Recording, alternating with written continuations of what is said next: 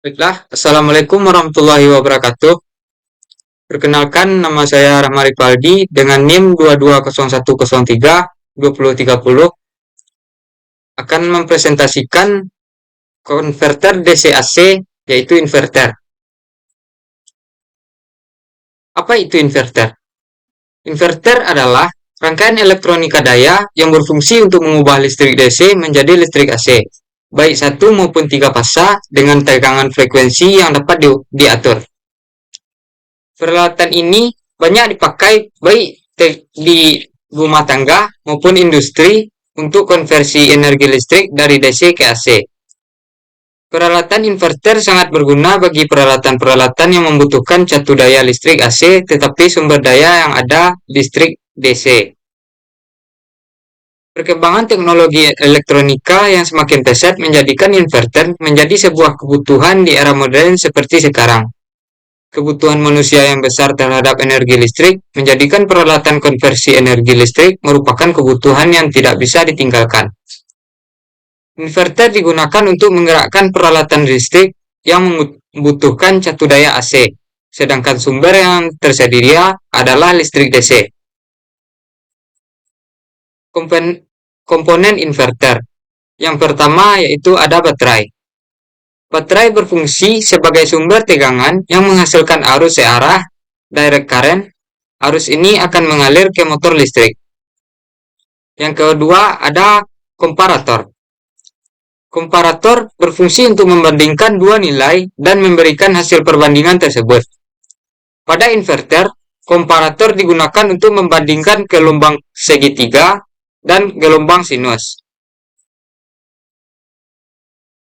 Yang ketiga yaitu transistor MOSFET. Transistor MOSFET memiliki tiga terminal, yaitu drain, source, and gate. Bagian gate terisolasi dengan lapisan oksida.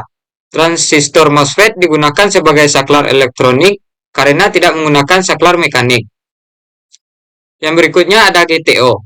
GTO merupakan komponen daya terbaru dan lambat laun berhasil menggeser penggunaan komponen-komponen daya yang lain. Sifat-sifat penting dari baterai dan komparator telah dimilikinya. GTO mempunyai kelebihan yang lain, di antaranya mempunyai ketahanan terhadap tegangan lebih dan arus lebih yang tinggi, mempunyai kecepatan komutasi yang tinggi, mengendalikannya mudah dengan picu positif dan akan konduksi dan dengan picu negatif akan padam. Rugi-rugi daya pada saat pemadaman dapat dikurangi, ukuran dan berat peralatan dapat dikurangi, efisiensinya lebih baik. Gambar rangkaian satu fasa dan tiga fasa. Seperti yang terlihat pada gambar rangkaian satu fasa menggunakan 4 buah MOSFET yang terhubung dengan sumber DC dan sebuah resistor sebagai tahanan. Gambar rangkaian satu fasa dapat dianalogikan seperti gambar berikut, yang diganti dengan saklar dan 4 buah saklar. Yang berikutnya ada rangkaian 3 fasa. Rangkaian 3 fasa ini menggunakan 6 buah MOSFET yang terhubung dengan sumber DC dan terhubung dengan beban 3 fasa. Prinsip kerja inverter. Yang pertama, inverter satu fasa. Pada dasarnya, inverter merupakan sebuah alat yang membuat tegangan bolak-balik dari tegangan searah dengan cara pembentukan gelombang tegangan. Namun, gelombang tegangan yang terbentuk dari inverter tidak berbentuk sinusoida, melainkan berbentuk gelombang dengan persegi. Pembentukan tegangan AC tersebut dilakukan dengan menggunakan 2 pasang saklar. Berikut ini merupakan gambar yang menerangkan prinsip kerja inverter dalam pembentukan gelombang tegangan persegi.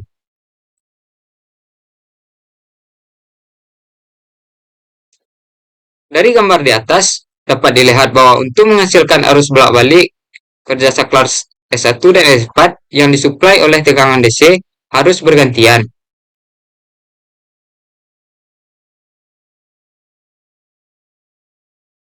Pembentukan gelombang hasil on-off keempat saklar tersebut dapat dilihat sebagai berikut.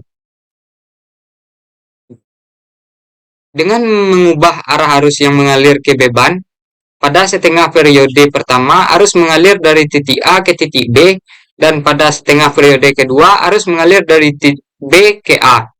Maka akan didapatkan pembentukan gelombang arus bolak-balik.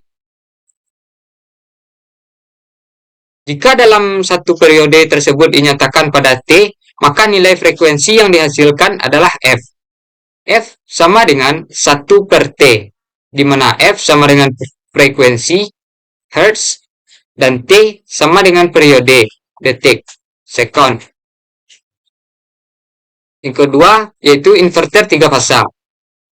Pada dasarnya, prinsip kerja pada inverter 3 fasa sama dengan inverter 1 fasa, yaitu dengan mengubah arus searah yang menjadi bolak-balik dengan frekuensi yang beragam, di mana tegangan arus DC ini dihasilkan oleh sirkuit konverter untuk kemudian diubah lagi menjadi arus AC oleh sirkuit inverter.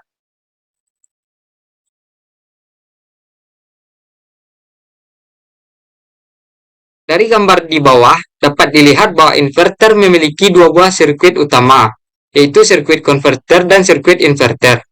Sirkuit konverter berfungsi untuk mengubah komersial AC menjadi arus searah serta menghilangkan ripple ketika penyerahan yang akan dilakukan oleh dioda-dioda pada sirkuit konverter ini dengan menggunakan kapasitor penghalus. Tegangan DC dari konverter itu kemudian menjadi sumber tegangan untuk transistor-transistor pada sirkuit konverter. Selain berfungsi untuk mengubah kembali tegangan DC menjadi tegangan AC, transistor juga mempunyai fungsi utama untuk mengatur frekuensi keluaran inverter yang beragam. Inverter juga memiliki saklar-saklar seperti pada inverter 1 fasa, yaitu untuk membentuk tegangan bolak-balik, juga mengatur frekuensi keluaran inverter yaitu S1 sampai dengan S6. Namun, pada aplikasinya, saklar-saklar ini diganti dengan menggunakan 6 buah transistor. Hal ini disebabkan oleh saklar konversial memiliki banyak kerugian, diantaranya adalah pada kecepatan perpindahan saklar. Apabila saklar berubah-ubah dengan kecepatan tidak konstan untuk setiap perubahan tegangan dari positif ke negatif, tentunya frekuensi yang dihasilkan akan tidak konstan pula. Setelah itu, transistor dihidupmatikan untuk menjalankan motor. Jenis inverter berdasarkan gelombang. Yang pertama ada yaitu square wave. Inverter ini adalah yang paling sederhana. Walaupun inverter ini jenis ini menghasilkan tegangan 220 volt AC 50 Hz. Namun kualitasnya sangat buruk, sehingga digunakan pada beberapa alat listrik saja. Hal ini disebabkan karena karakteristik output inverter ini adalah memiliki level total harmonic distortion yang tinggi. Mungkin karena alasan itu, inverter ini disebut dirty power supply. Berikut gambar dari square wave. Yang kedua yaitu modified sine wave. Modified sine wave disebut juga modified square wave atau karena gelombang modified sine wave hampir sama dengan square wave. Namun pada modified sine wave, outputnya menyentuh titik nol untuk beberapa saat sebelum pindah ke positif atau negatif. Selain itu, karena modified sine wave mempunyai harmonic distortion yang lebih sedikit dibandingkan square wave, maka dapat dipakai untuk beberapa alat listrik seperti komputer, TV, lampu, namun tidak bisa untuk beban-beban yang lebih sensitif. Berikut gambar output modified sine wave. Yang ketiga yaitu pure sine wave. Pure sine wave atau true sine wave merupakan gelombang inverter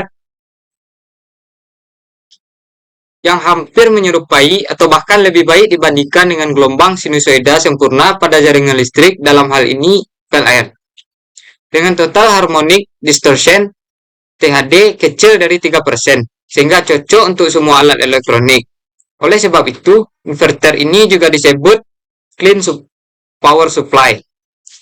Teknologi yang digunakan inverter ini umumnya disebut pulse width modulation (PWM) yang dapat mengubah tegangan DC menjadi AC dengan bentuk gelombang yang hampir sama dengan gelombang sinusoida. Yang berikutnya yaitu inverter juga dapat dibedakan dengan cara pengaturan tegangannya, yaitu yang pertama voltage fed inverter VFI, yaitu inverter yang tegangan input yang diatur konstan. Yang berikutnya ada current fed inverter CFI, yaitu inverter dengan arus input yang diatur konstan. Yang berikutnya ada variabel DC linked inverter, yaitu inverter dengan tegangan input yang dapat diatur. Pengendalian tegangan inverter dalam beberapa pemakaian di industri sering dikehendaki untuk mengendalikan tegangan keluaran inverter. Terdapat beberapa teknik untuk mengendalikan tegangan keluaran, yaitu sistem PWM atau PAM. Pada umumnya, teknik yang sering dipakai adalah PWM, Pulse Width Modulation. Sistem kontrol yang berbeda-beda ini menghasilkan karakteristik motor yang berbeda pula. Pada sistem PWM, beberapa puls hidup mati dihasilkan dalam satu siklus, dan lamanya juga beragam untuk mengubah-ubah tegangan output.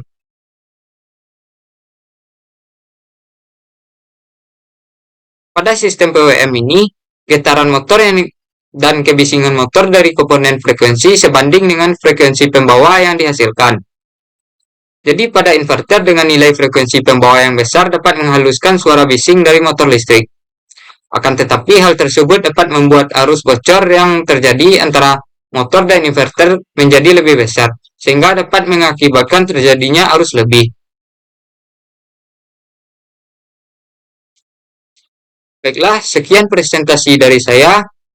Apabila ada salah dan jagal, saya mohon maaf. Assalamualaikum warahmatullahi wabarakatuh.